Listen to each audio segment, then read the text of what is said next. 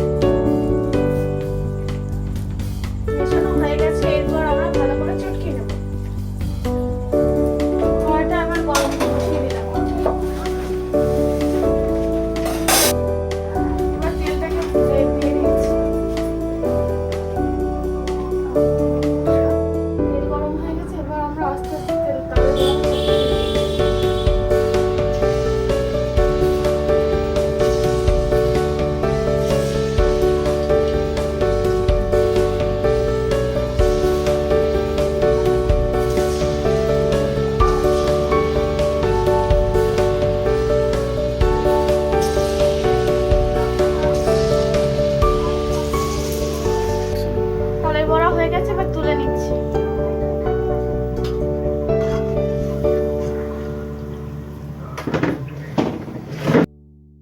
এই দেখুন বন্ধুরা, তালের বড়া রেডি হয়ে গেছে।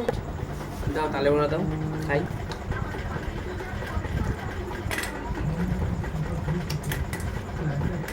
না, এবার তালের বড়া খেয়ে নাও।